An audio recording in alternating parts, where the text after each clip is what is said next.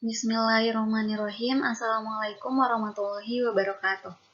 Alhamdulillahi wahidil qahar al-azizil ghufar wa nusolli wa nusallimu ala Muhammadinil mukhtar wa ala alihi wa sahbihil akhyar amma ba'du.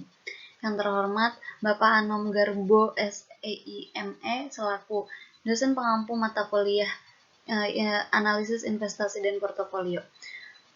Dan teman-teman yang saya banggakan pada kesempatan kali ini, saya Aida Fitria dengan NIM 194231117 akan membahas sebuah materi yang berjudul pemilihan portofolio. Yang dimana poin-poin ini akan membahas yang pertama mengenai portofolio optimal dan efisien, yang kedua tentang aset beresiko dan bebas resiko, yang ketiga fungsi utilitas dan kurva indiferen, yang keempat model Markowitz, yang kelima mengenai perhitungan kombinasi portofolio bebas risiko dan dengan pinjaman dana. Selanjutnya, yang pertama kita akan bahas tentang portofolio optimal dan efisien. Portofolio yang optimal ditentukan dari pemilihan portofolio yang efisien. Untuk itu kita harus tahu nih, apa itu portofolio yang efisien? Portofolio yang efisien adalah portofolio yang memberikan return ekspektasi terbesar dengan tingkat risiko yang sudah pasti atau portofolio yang mengandung risiko yang terkecil dengan tingkat return ekspektasi yang sudah pasti. Mengenai perilaku investor dalam pembuatan keputusan investasi, diasumsikan bahwa semua investor tidak menyukai resiko. Misalnya, ada investasi A dengan return 15% dengan risiko 10%, dan investasi B dengan return 15% dan risikonya yaitu 5%. Maka investor yang risk averse akan cenderung memilih investasi yang B karena returnnya besar dan risikonya kecil. Seperti itu. Selanjutnya, portofolio optimal. Portofolio optimal merupakan portofolio yang dipilih seorang investor dari sekian banyak pilihan yang ada pada kumpulan portofolio efisien, sesuai dengan preferensinya terhadap tingkat return maupun risiko. Portofolio yang dipilih investor adalah portofolio yang sesuai dengan preferensi investor bersangkutan terhadap return maupun terhadap risiko yang bersedia ditanggungnya. Nah, yang poin kedua kita akan bahas tentang aset berisiko dan bebas risiko.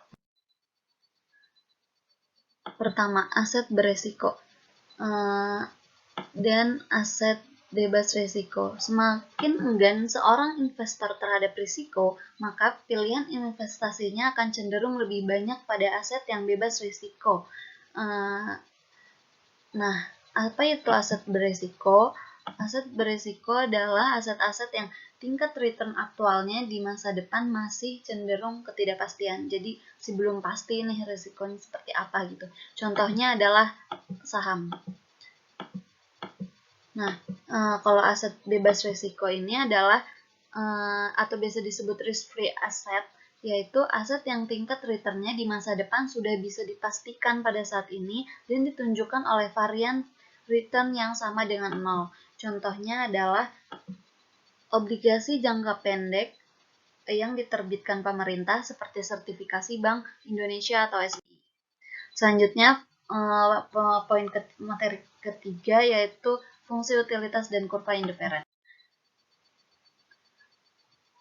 Fungsi utilitas nih, yang pertama itu dapat diartikan sebagai suatu fungsi matematis yang menunjukkan nilai dari semua alternatif pilihan yang ada. Yang kedua, fungsi utilitas menunjukkan preferensi seorang investor terhadap berbagai pilihan investasi dengan masing-masing risiko dan tingkat return harapan. Yang terakhir, semakin tinggi nilai suatu alternatif pilihan, semakin tinggi utilitas alternatif tersebut. Fungsi utilitas sendiri dapat digambarkan kurva grafik sebagai kurva indiferensi sebagai berikut.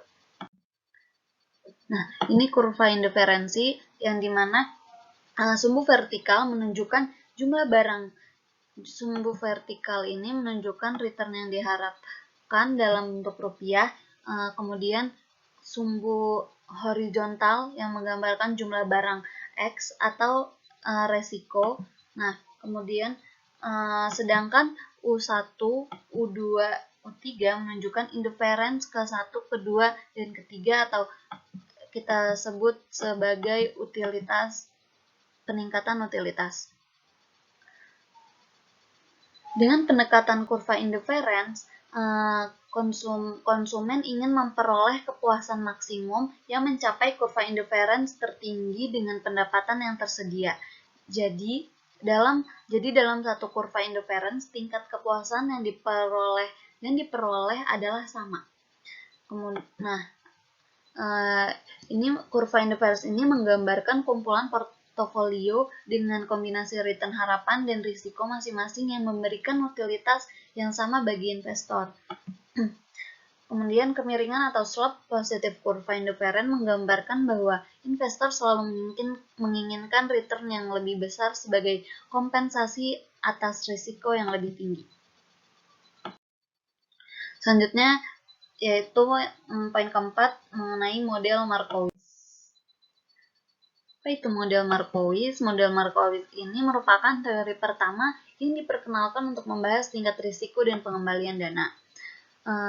Teori portofolio dengan model Markowitz ini didasari oleh 3 asumsi, yaitu yang pertama, waktu yang digunakan dalam penelitian hanya 1 periode, misalnya 1 tahun. Yang kedua, itu tidak ada biaya transaksi. Yang ketiga, preferensi investor hanya berdasar pada return yang diharapkan dan risiko.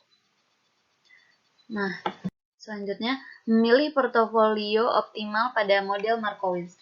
Permukaan efisien atau efficiency for frontier adalah kombinasi aset-aset yang membentuk portofolio yang efisien. Kemudian, pemilihan portofolio optimal didasarkan pada preferensi investor terhadap return yang diharapkan dan risiko yang ditunjukkan oleh kurva indifference. Selanjutnya, ini ada kurvanya yang dimana semua titik portofolio yang ada di garis permukaan efisien ini memiliki kedudukan yang sama antara satu dengan yang lainnya. Ini bisa dilihat pada kurva di sini bahwa yang garis permukaan efisien B terhadap C, kemudian atau enggak B, C, D, dan E ini memiliki kedudukan yang sama. Nah, kemudian namun pada kenyataannya investor satu dan yang lainnya atau investor B atau C atau D atau E ini akan mengestimasi input yang berbeda ke dalam model Markowitz ini, sehingga permukaan yang efisien dan yang dihasilkan juga akan berbeda-beda. Dia akan menghasilkan yang berbeda-beda gitu. Nah, setiap investor memiliki fungsi utilitas yang berbeda, sehingga portofolio yang optimal juga berbeda gitu. Jadi tidak bisa semua investor itu sama. Semoga dapat dimengerti. Selanjutnya, memiliki aset yang optimal. Investor membuat keputusan yang disebut sebagai keputusan alokasi aset atau asset allocation decision. Nah, keputusan ini menyangkut pemilihan kelas-kelas aset yang akan dijadikan sebagai pilihan investasi dan juga beberapa bagian dari keseluruhan dana yang dimiliki investor yang akan diinvestasikan pada kelas aset tersebut. Nah, bagian dari dana yang diinvestasikan pada setiap kelas aset disebut sebagai porsi dana atau bobot dana. Masing-masing bobot dana tersebut akan berkisaran 0% sampai 100%. Selanjutnya, bagaimana memilih kelas aset yang optimal? Nah, kelas aset adalah pengelompokan aset-aset berdasarkan jenis-jenis aset, seperti saham, obligasi, ekuitas internasional, dan lain-lain. Nah, ini ada tabel yang dimana ini kita bisa lihat bahwa kelas-kelas asetnya ini berbeda-beda gitu. Seperti ini saham biasa, terdapat ekuitas domestik, yaitu kapitalisasi besar dan kapitalisasi kecil. Kemudian di obligasi ada obligasi pemerintah dan obligasi perusahaan. Terus ada ekuitas internasional seperti pasar modal negara maju, pasar modal berkembang. Dan ini ada instrumen pasar, yaitu treasury bills, commercial paper, dan lain sebagainya. Nah, kemudian Keputusan aset-aset dapat dilakukan di berbagai negara, tidak hanya satu negara saja, karena semua negara dan berbagai negara dapat melakukan pemilihan aset kelas-kelas aset ini. Nah, kelas aset yang optimal akan ditentukan preferensi investor yang diharapkan dengan risiko yang akan diperolehnya. Jadi, pemilihan kelas aset ini pun tergantung bagaimana investor memilihnya gitu. Jika ada portofolio dan kelas aset yang sesuai preferensi investor, maka portofolio itu nantinya akan menjadi portofolio yang optimal. Yang terakhir mengenai perhitungan kombinasi portofolio bebas risiko dan dengan dana pinjaman.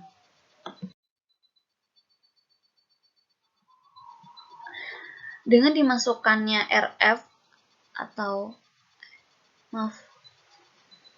sebelumnya investor bisa meminjam dana bebas risiko. Nah, pemilihan porto optimal dengan menggunakan Markowitz di atas ternyata mengandung asumsi bahwa investor hanya melibatkan aset berisiko.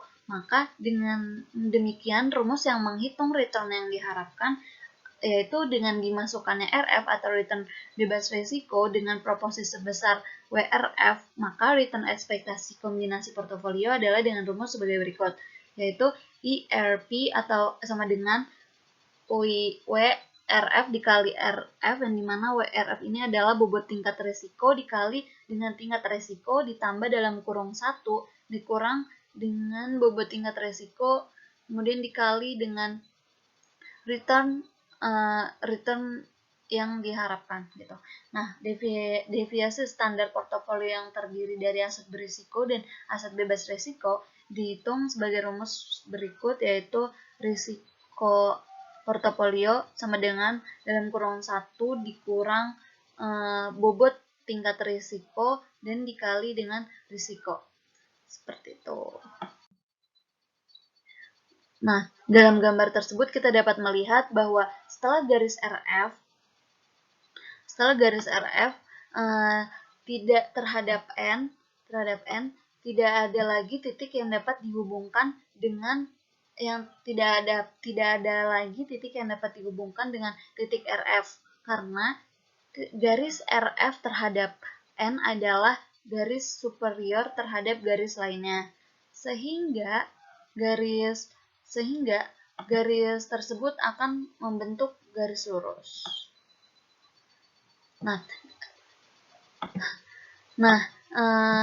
Garis R pada gambar ini kan dijelaskan bahwa RF terhadap N memiliki slope paling tinggi. Semua investor akan berinvestasi pada pilihan portofolio yang ada pada garis sepanjang RF terhadap N.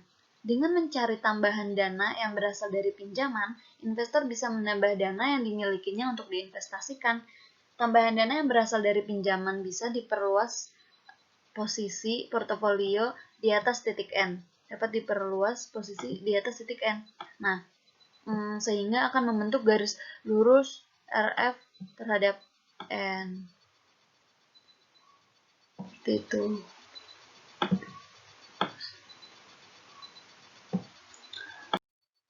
Selanjutnya, dalam memilih portofolio, investor akan mendasarkan pemilihannya pada preferensi return yang diharapkan dan risiko yang bersedia ditanggung investor. Semakin konservatif seorang investor, semakin enggan dia menanggung risiko pilihan portofolionya akan semakin mendekati aset bebas risiko atau titik RF tadi. Nah, semakin agresif seorang investor, maka semakin berani dia menanggung risiko, sehingga pilihan portofolionya akan semakin mendekati portofolio pada aset bebas risiko. Oke, baiklah, mungkin cukup sekian yang bisa saya sampaikan. Kurang lebihnya mohon maaf. Semoga dapat menambah wawasan dan pengetahuan kita semua. Maaf jika banyak kekurangan, mungkin kesalahan pada tulisan, pengucapan kata, atau materi yang kurang jelas mohon dimaklumkan karena masih sama-sama belajar. Burung Irian, Burung Cendrawasih, cukup sekian dan terima kasih. Wassalamualaikum warahmatullahi wabarakatuh.